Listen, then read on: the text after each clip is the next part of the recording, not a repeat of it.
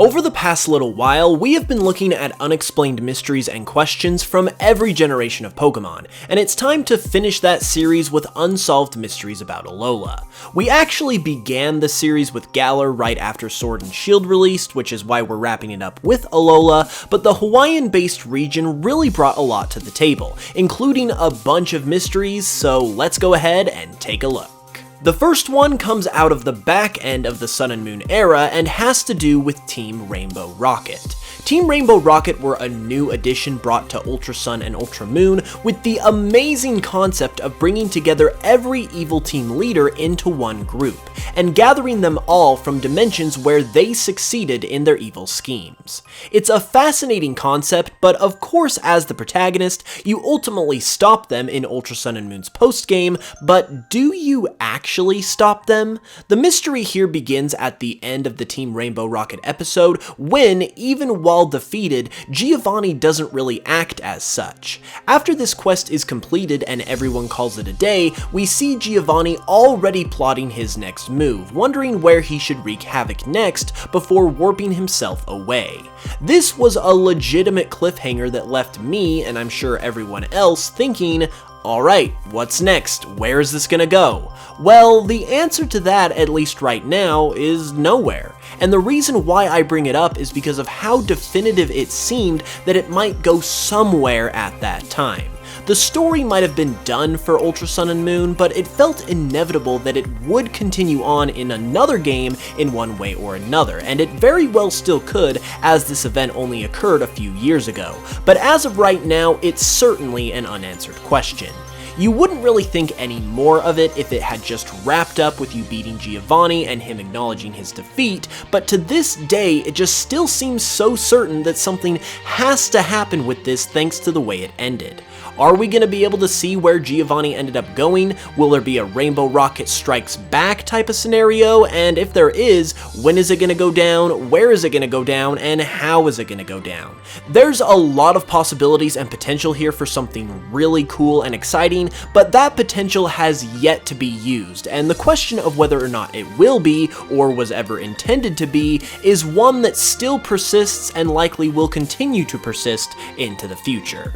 Following that is something that has perplexed me since Sun and Moon released, and that is the issue of cut cars. Clearly, motor vehicles have never had much of a presence in the Pokemon games, but they very much seemed to have some kind of spotlight on them that was intended for the Alola games and just never surfaced. I say this because in the Sun and Moon reveal trailer, multiple types of vehicles are specifically highlighted, including a pickup truck, an ambulance, and a fire truck. While the pickup truck did end up in the games, it's nothing more than just a decoration for the overworld, which they absolutely did not seem to be in the reveal trailer. The ambulance and fire truck specifically have a very distinct design to them, yet went completely unseen in the games, and with a presence in the reveal trailer where every shot is so vital to introducing people to the game, I would be hard pressed to believe that there wasn't some kind of role for these vehicles at some point in development.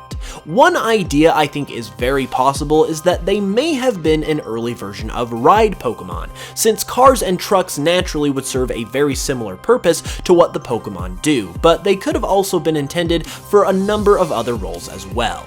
With such a certainty, in my opinion anyway, that there was something going on here, combined with the unusual nature of the presence of something like this in a Pokemon game, it really gets the wheels turning on what the intention could have been here, and what it could have been as a whole. Maybe we'll get clarification or some bit of news in the future that explains it all, but it might not be for a while considering Sun and Moon are still pretty new, so we might be waiting for a bit to discover the true answers behind this mystery.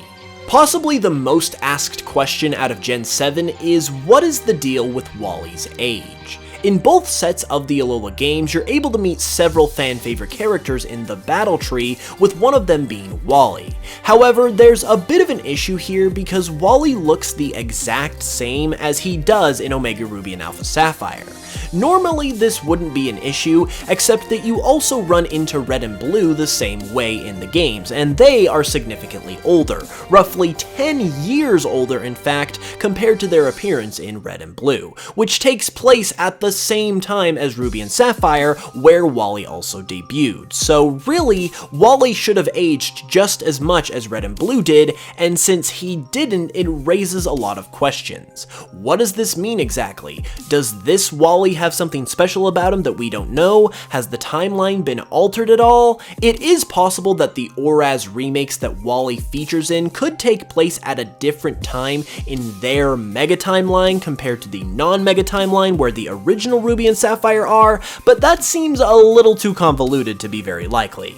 The other possibility is that Game Freak might just be throwing the timeline out the window and just doing what they want, or maybe they've even adjusted the placement of the games in the timeline.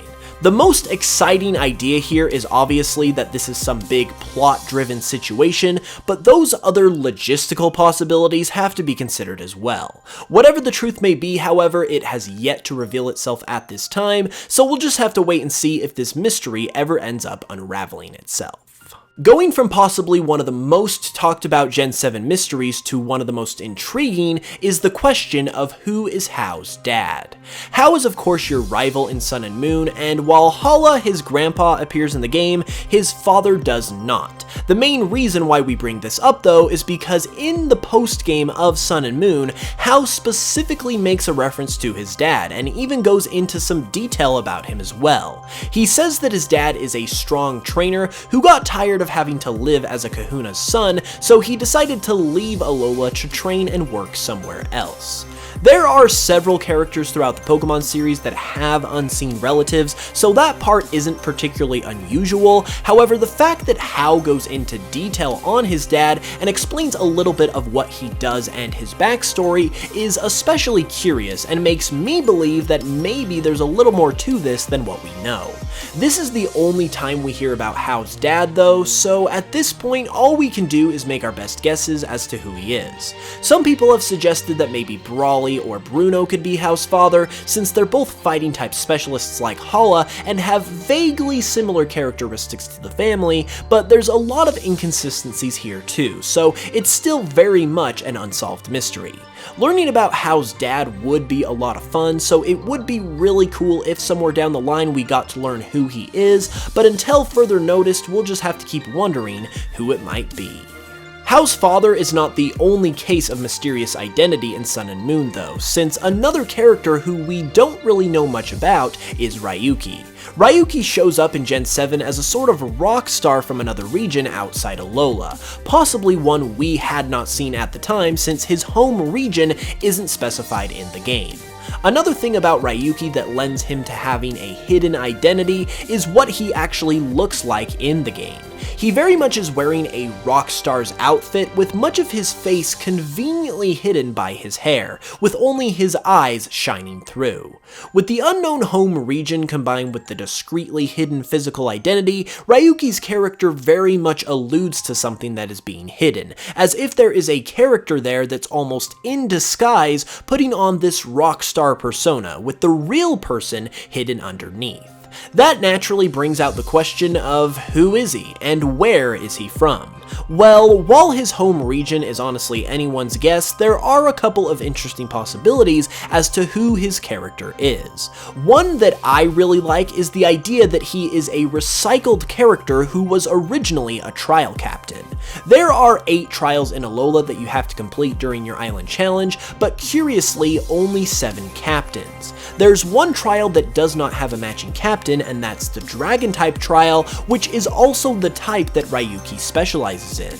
I've always thought it weird that there was just a missing trial captain, and with it lining up with Ryuki, I feel like that could maybe be a possibility, that for whatever reason they just decided to change. Secondly, I feel like Ryuki could maybe be some kind of subtle hint to the Galar region in Sword and Shield, because we know that Game Freak likes to hint at future games, and if we take a look at Ryuki, he actually lines up with Galar pretty well. He's from an unknown region, and he's also a Dragon-type user, which is a pretty representative type for Galar, and it even matches up with the gym leader Raihan, who also has a similar appearance and attitude to Ryuki as well. I think both of these are strong possibilities and are both cool ideas, but technically anything is possible while we don't have an official answer, and who knows how long we'll have to wait to get one. And those are 5 unexplained Alola mysteries. If you enjoyed the video, please give it a like, comment, and subscribe if you're new for more Pokemon content all the time. Also, be sure to check out the other mystery videos if you haven't yet, and thank you so much for the support on them. I'll be back Thursday with another video as well, so hit the notification bell for that, and until then, as always, I love you all, and I will smell you guys later.